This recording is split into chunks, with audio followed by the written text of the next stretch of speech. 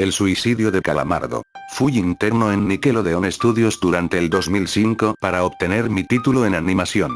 No me pagaban, de hecho la mayoría de las pasantías no son pagadas, pero tuve algunas experiencias más allá de la educación. Los adultos no lo ven como un buen trabajo, pero la mayoría de los niños se cagarían si pudieran estar ahí. Como trabajaba con editores y animadores, me tocaba ver los capítulos nuevos antes de que salieran al aire. Iré al grano sin dar muchos detalles. Acababan de hacer la película de Bob Esponja y el staff entero estaba falto de creatividad, así que les tomó mucho tiempo iniciar la siguiente temporada.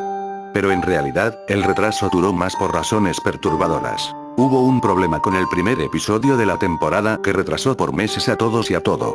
Otros internos y yo estábamos en el cuarto de edición junto con los animadores principales y los editores de sonido, listos para hacer el corte final. Recibimos una copia de lo que se suponía era Fear of a Krabby Patty y nos reunimos alrededor de la pantalla para ver. Ahora, dado que no era el corte final, a veces los animadores ponían un título falso en tono de broma, un chiste interno como cómo no funciona el sexo en lugar de Roca Baby Valve cuando Bob y Patricio adoptan una ostra. Nunca fue nada en particular gracioso, pero siempre fueron chistes relacionados con el trabajo. Así que cuando vimos como título Skidwar's Suicide, el suicidio de Calamardo, no pensamos que fuera algo más que una broma mórbida. Uno de los internos incluso emitió una risa seca. Comienza con la música alegre de siempre. Inicia con Calamardo, practicando con el clarinete, errando algunas notas como siempre. Oímos a Bob riéndose afuera. Calamardo se detiene y le grita que se calle, puesto que tiene un concierto esa noche y necesita practicar.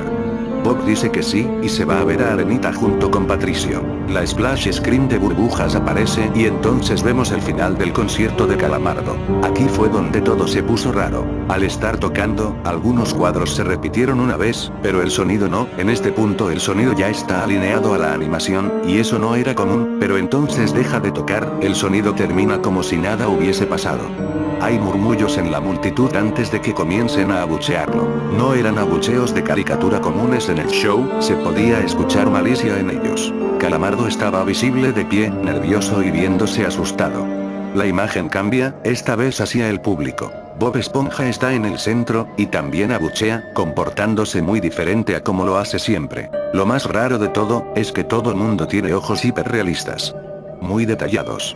Claramente no fotos de ojos reales, pero algo un poco más real que G.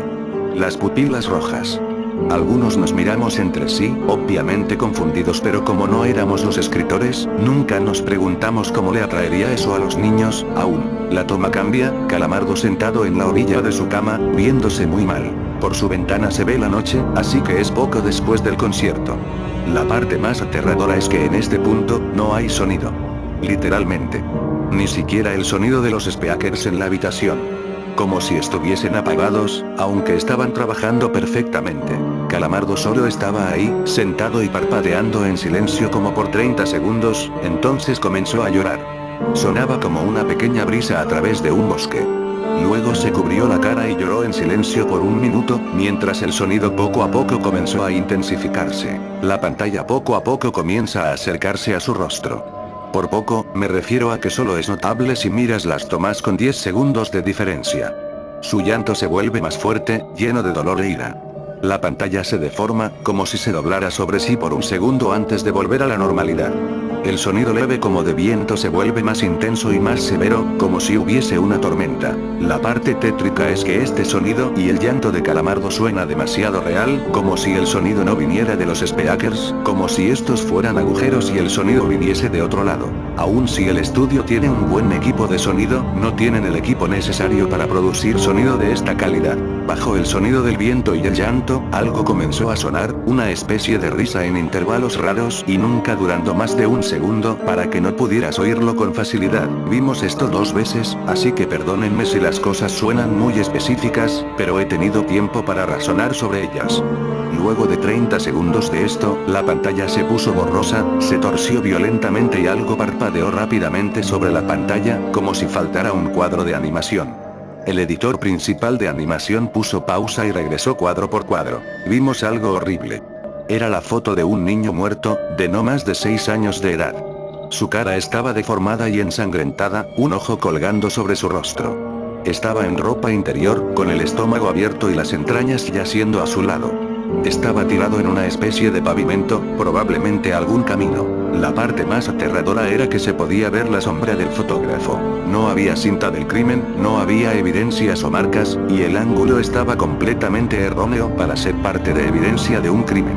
Parecía como si el fotógrafo fuese el culpable de la muerte del niño. Estábamos mortificados por supuesto, pero seguimos, esperando que fuera una broma torcida y enferma. La pantalla regresó de nuevo a Calamardo, aún llorando más fuerte que antes, y con la mitad del cuerpo en la toma. Ahora, había sangre corriendo por su rostro, saliendo de sus ojos, los cuales estaban dibujados de forma hiperrealista, como si al tocarlos, pudieses mancharte de sangre. El viento ahora sonaba como un huracán a través de un bosque, incluso con sonidos de ramas rompiéndose. La risa, un barítono profundo, ahora duraba más y era más frecuente. Tras 20 segundos, la pantalla volvió a deformarse para mostrar una foto de un solo cuadro. El editor dudó en repetirla, pero sabíamos que debía hacerse. Ahora, la fotografía era de una niña pequeña, no mayor que el niño de la primera. Estaba tirada sobre su estómago, un charco de sangre a su lado.